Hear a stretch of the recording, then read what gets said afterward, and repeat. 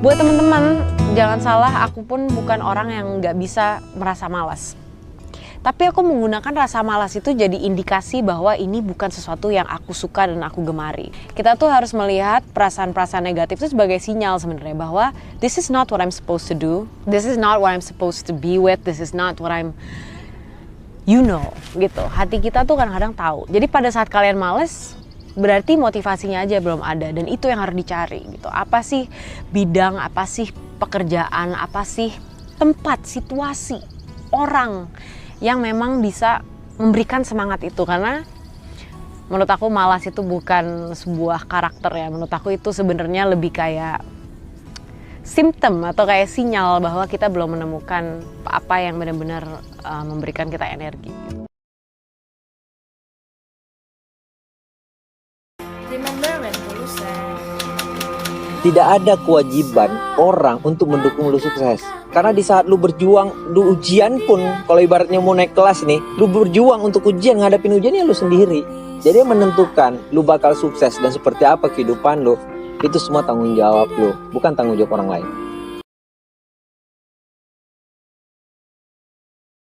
Dunia itu emang kayak gitu tabiatnya, teman-teman. Tabiat dari dunia itu adalah lelah. Sehingga kalau ada orang yang menghindari capek dengan tidak ngapa-ngapain, itu hal yang agak klise dan naif. Bagaimana dia bisa menghindari lelah? Bagaimana dia bisa menghindari ta'ab? Bagaimana dia bisa menghindari bosan? Sedangkan dia masih berada di sebuah tempat, bumi, dunia yang tabiatnya memang tempat bersusah payah dan lelah. Satu-satunya cara menghindari lelah yang tidak perlu lagi bersusah payah itu hanyalah masuk surga.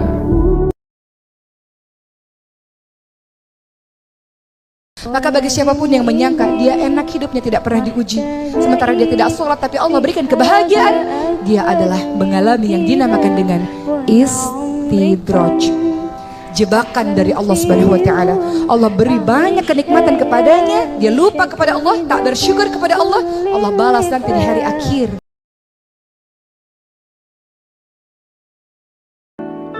Jadi siapapun yang punya masalah, maka solusinya adalah sholat subuh.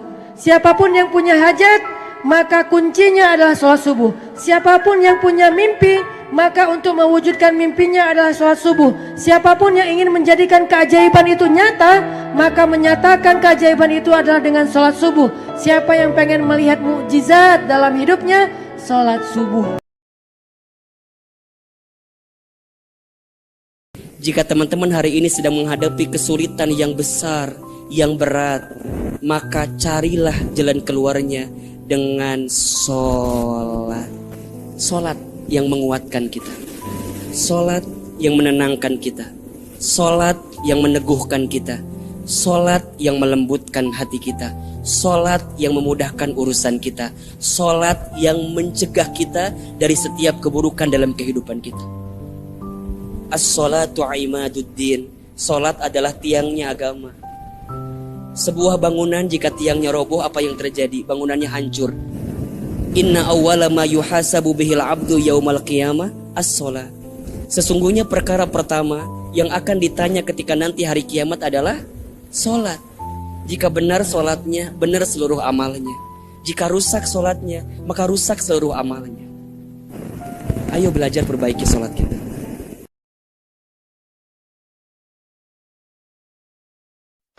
Dan semakin banyak salawat kepada Rasul, khususnya malam Jumat dan hari Jumat, semakin terjamin diampuni dosa kita, diangkat kesusahan, dilunasi hutang, dapat syafaat Nabi Muhammad, dan seberapa pun banyak salawat, kita akan dapat 10 kali rahmat.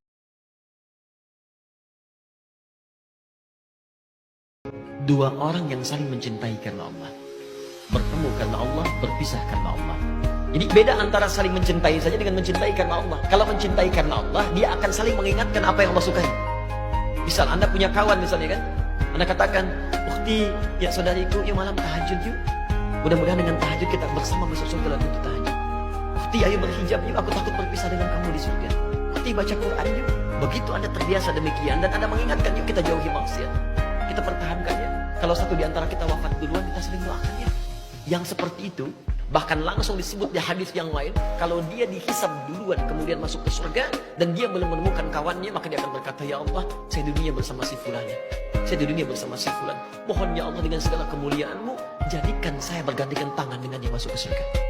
Riwayatnya sahih. Usahakan setiap belajar baca doa ini. Dan saya membiasakan, ya, ibunda saya mengajarkan, saya praktekkan dan manfaatnya banyak.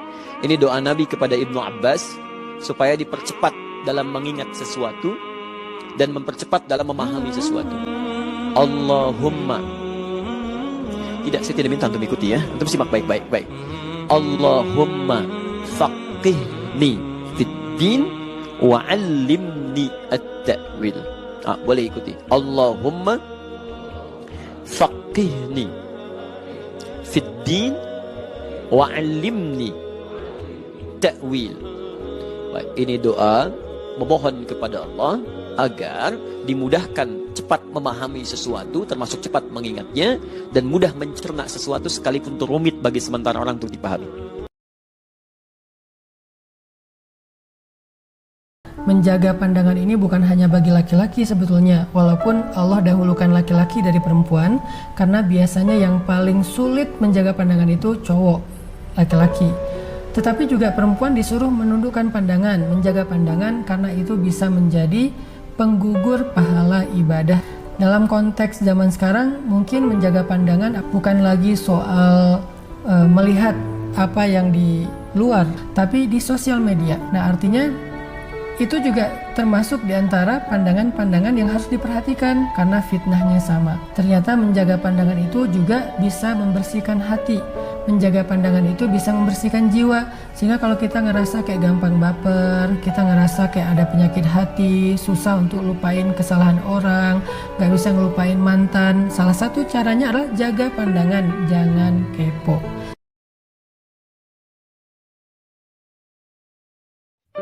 Bercanda mah untuk menghilangkan sedih, bercanda mah untuk menghilangkan stres, bercanda supaya dapat energi baru kan?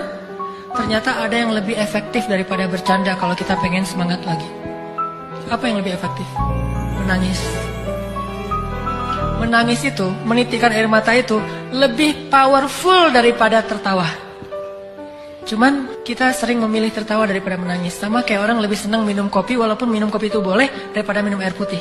Perbanyaklah menangis, karena menangis itu air mata kita menggugurkan dosa dan membersihkan hati yang kotor.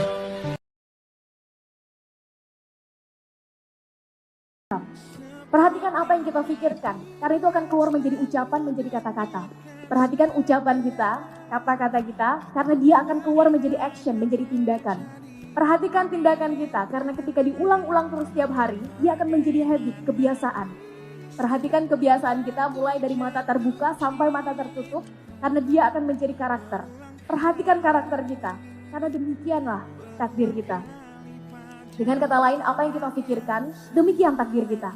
Urusan kun fayakun urusan yang maha kuasa. Urusan kita manusia adalah berusaha berikhtiar semaksimal mungkin. Hai ukhti fillah, bila ada ikhwan yang bersikap baik padamu, terjemahkan itu sebagai hal yang ilmiah ya.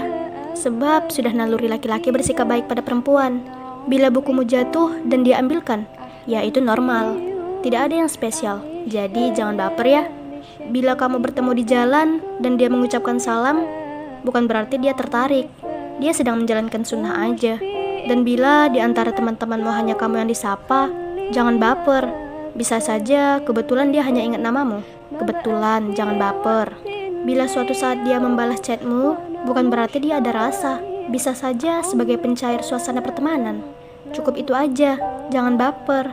Pada dasarnya rasa kecewa itu karena diciptakan sendiri, dimunculkan sendiri karena keliru dalam menanggapi sikap lawan jenis. Sudah sifat asli perempuan mudah terbawa perasaan. Ya oleh karena itu, wahai akhi, bila ada perempuan yang sedang bersedih, jangan kamu datangi sendiri menghibur. Biarkan teman perempuannya yang mendatangi. Jangan biarkan dia baper. Tidak perlu menawarkan bantuan bila kau lihat dia bisa melakukannya sendiri atau sahabatnya bisa membantu. Jangan biarkan dia baper. Jangan mencandainya perihal hati. Bercanda tentang perasaan pada lawan jenis bukanlah hal yang lucu. Jangan biarkan dia baper. Jaga selalu kehormatan dengan tidak menebar pesona. Jaga kehormatan perempuan dengan tidak bersikap terlalu manis pada mereka. Bersikaplah sewajarnya saja. Banyak hal yang tidak disengaja bisa menimbulkan baper. Tinggal bagaimana kita pandai-pandai mengelola perasaan kita. Setuju nggak? Wanita tuh bisa dibagi dalam dua jenis. Satu tipe lapis legit, dua tipe pisang goreng. Lah kalau seandainya pisang goreng, seorang wanita menempatkan dirinya seperti pisang goreng tuh mudah banget buatnya. Mudah banget buatnya, bahannya juga murah dan dijual di mana-mana, semua orang bisa buat karena nggak ada yang spesial pada pisang goreng. Dijualnya harganya berapa? Ya paling 3.000, 4.000, di zaman saya 1.500 gitu kan ya. Lalu kemudian siapa yang beli? Ya orang-orang yang punya uang segitu. Karena dia jualnya dengan harga segitu. Di mana kemudian belinya? Di pinggir jalan, di nampan, ditebar begitu saja. Dan yang milih, dia milih dengan cara apa? Dia milih yang paling anget dong. Dia milih yang lembut dong. Caranya gimana? Dipegang-pegang. Setelah dipegang-pegang, cari yang anget, cari yang lembut, belinya pegang-pegang 10, belinya 1. Itu yang terjadi pada pisang goreng. Yang belinya pun juga orang-orang biasa. Ini cuma contoh, tidak berarti mendiskreditkan orang-orang yang suka pisang goreng. Karena saya juga suka. Tapi ini cuma contoh aja. Anda silakan bayangkan. Tipe yang kedua adalah tipe lapis legit. Buatnya susah setengah mati. Saya pernah nemenin ibu saya buat lapis legit berkali-kali karena ibu saya suka masak. Buatnya tuh selapis demi selapis. Buat adonannya juga setengah mati. Adonannya aja bahannya mahal luar biasa. Ketika kemudian sudah diadon, lalu kemudian parah banget, payah banget, lalu kemudian dikasih selapis demi selapis, dipanggang itu selapis, keluar lagi dari oven, selapis lagi, keluar lagi dari oven, selapis lagi, panasnya minta ampun. Dan buatnya susah, tapi karena itulah harganya mahal. Bisa 400.000, 500.000, bahkan 1 juta per loyang. Lalu kemudian dijualnya bukan di tempat-tempat yang biasa, dijualnya di swalayan, dijualnya kemudian di tempat-tempat yang layak, yang beli juga orang-orang yang punya duit segitu. Kemudian milihnya tidak perlu pakai pegang-pegang, nggak perlu kemudian pakai sentuh-sentuh. Kenapa? Karena semuanya itu sudah dijamin pabriknya pasti bagus. Lalu setelah diambil, lalu kemudian dibawa ke kasir, dibayar, dibawa ke rumah, dibuka, dipotong, baru dimakan. Diperlakukan dengan terhormat. Ini adalah 2 tipe. Artinya apa? Bagaimana Anda mempersiapkan diri Anda, begitulah nanti akan Anda dapat siapa yang memilih Anda.